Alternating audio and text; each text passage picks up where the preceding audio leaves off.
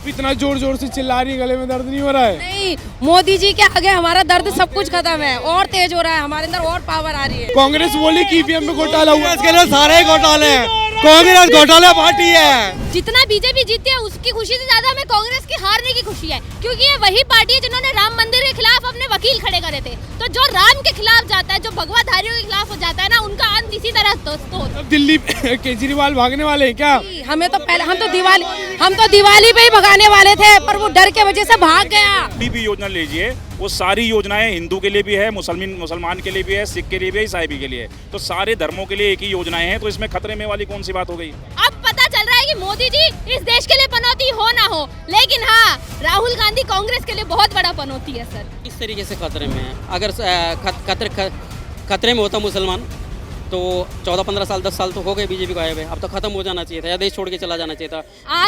आगे आने वाले टाइम पे इस देश में वही पहले वाला राम राज्य होगा, भगवाधारियों का राज्य होगा। पूरे भारत देश में बीजेपी का भगवा ही भगवा लहराएगा।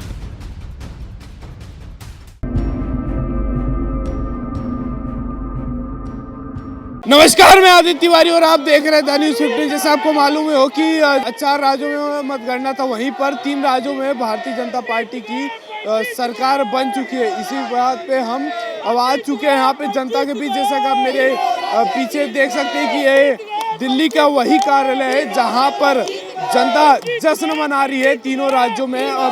जीतने पे तीनों राज्यों में कांटे की टक्कर थी। कहीं पर गहलोत का पल्ला भारी था। अगर बात करें तो छत्तीसगढ़ के वहाँ पर भी पहले कांग्रेस की सरकार थी, लेकिन इस बार पासा पलट गया है। अगर वहीं बात करें मध्य प्रदेश की तो सबसे ज्यादा टक्कर मध्य प्रदेश में मानी जा रही थी, लेकिन अभी आप यहाँ पर कार्यकर्ताओं के बीच में एक अलग ही उत्साह देख रहे होंगे। आइए हम यहाँ से बातचीत करते हैं। जी नमस्कार। भारत माता की। क्या नाम है आपका? हेमलता राठौर, इंद्रपुरी मंडल से मंडल अध्यक्ष। आप इतना जोर जोर से चिल्ला रही है, गले में दर्द नहीं हो रहा है? नहीं, मोदी जी के आगे हमारा दर्द सब कुछ खत्म है, और तेज हो रहा है, हमारे अंदर और पावर आ रही है। ये जो तीनों राज्यों में भारतीय जनता पार्टी की सरकार बन गई है, उस पे क्या कहना आपका?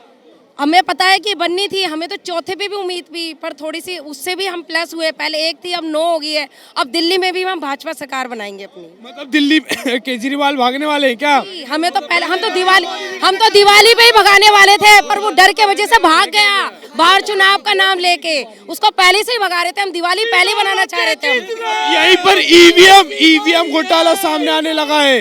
कांग्रेस बोली कि ईवीएम में घोटाला हुआ। इसके लिए सारे घोटाले हैं, कांग्रेस घोटाला पार्टी है, कांग्रेस घोटाला पार्टी है, उसके लिए सारा घोटाला है। केजरीवाल सबसे बड़ी झूठ की दुकान है, उससे बड़ी कोई दुकान नहीं है। सबसे ज्यादा झूठ बोलना, बेईमानी सबसे ज्यादा उसी के अंदर है। मक्कारी, बस झूठ बोलना आता है और इससे ज्यादा कुछ नहीं आता। दिल्ली को आज तक उसने क्या दिया? झूठ बोला, फ्री। क्या फ्री दिया है? बस एक के साथ एक फ्री दी है, एक के साथ एक 2 दी है, और इससे ज्यादा कुछ नहीं दिया उसने। चक्कर में 6,000 रुपए जनता का खा रहा है अलग से वो। राजस्थान चुनाव से पहले राहुल गांधी ने नरेंद्र मोदी को पनौती बोला था। क्या लगता है उसका कुछ असर पड़ गया है क्या? अब रिजल्ट आपके सामने है। पनौती बोलने वाला खुद पनौती बन गया है। मोदी जी ने एक बात कही थी, कांग्रेस का नामो निशान खत्म करेंगे, और वो खत्म कर दिया 2 राज्यों 3 राज्यों में। तो क्या कहना, तीनों राज्यों में तभी देखा जी इस विधानसभा को सेमीफाइनल माना जा रहा था, लेकिन वो ये बीजेपी 3 राज्यों में सरकार बना चुकी है। ये बहुत ही खुशी की बात है कि बीजेपी फिर से पूर्ण बहुमत के साथ जीती है। जितना बीजेपी जीती है उसकी खुशी से ज्यादा हमें कांग्रेस की हारने की खुशी है, क्योंकि ये वही पार्टी है जिन्होंने राम मंदिर के खिलाफ अपने वकील खड़े करे थे। तो जो राम के खिलाफ जाता है, जो भगवाधारियों के खिलाफ हो जाता है ना, उनका अंत इसी तरह दोस्तों होता है।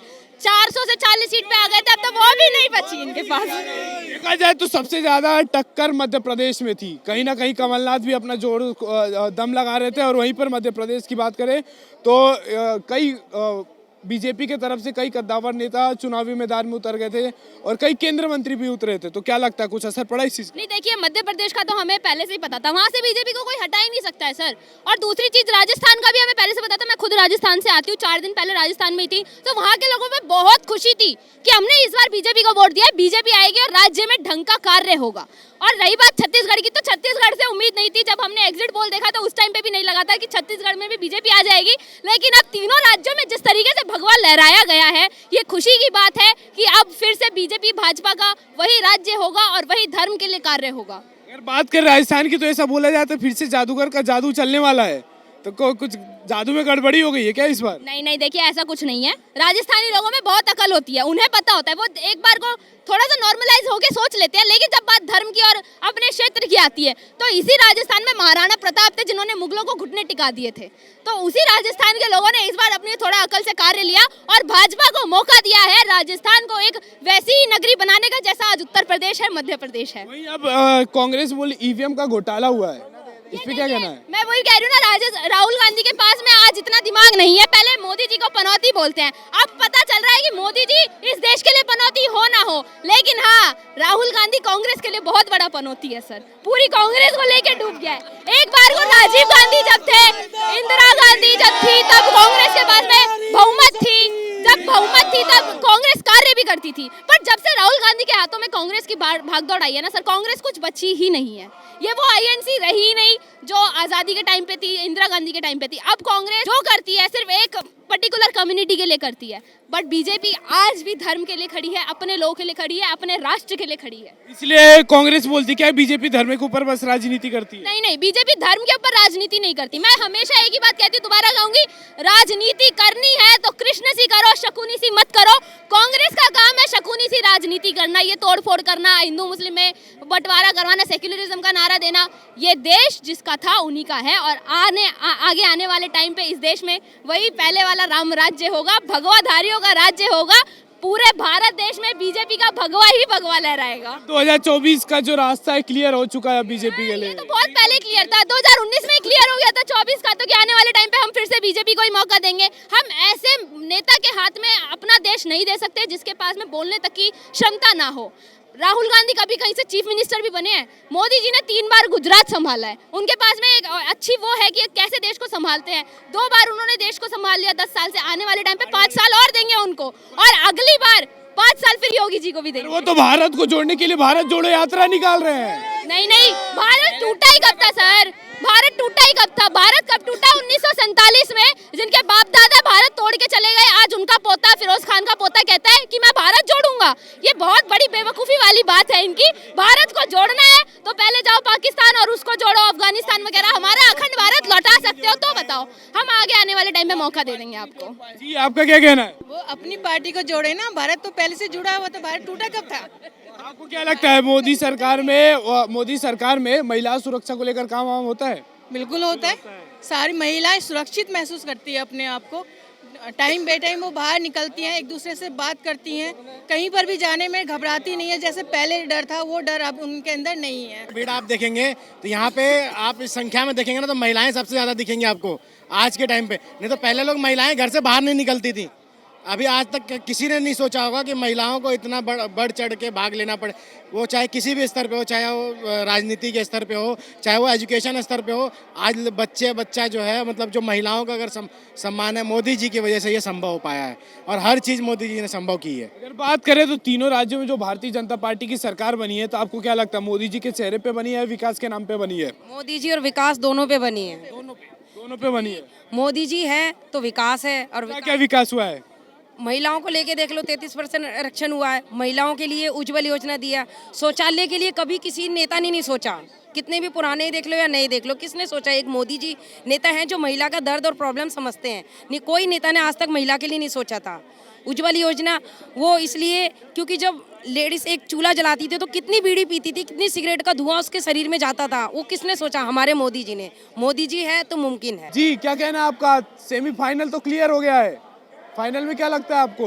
देखिए, आज तो ये ट्रेलर था, 3 राज्यों की जो जीत है ये ट्रेलर था। फिल्म अभी बाकी है, पूरी पिक्चर बाकी है। कौन सी फिल्म बाकी है अभी? अभी भाजपा की फिल्म बाकी है। प्रधानमंत्री आदरणीय नरेंद्र मोदी जी के जो नेतृत्व में आने वाला है 2024 के चुनाव, उसमें आप देखेंगे कि इससे भी बड़ा उत्साह, इससे भी बड़ी इस बार 400 पार, 400 पार पूर्ण बहुमत से भारतीय जनता पार्टी इस बार। नहीं, अगर बात करें तो कांग्रेस से बोलती जितने भी मुसलमान भाई लोग हैं वही भारतीय जनता पार्टी के राज में खतरे में है, तो क्या लगता है आपको, ये सच है झूठ?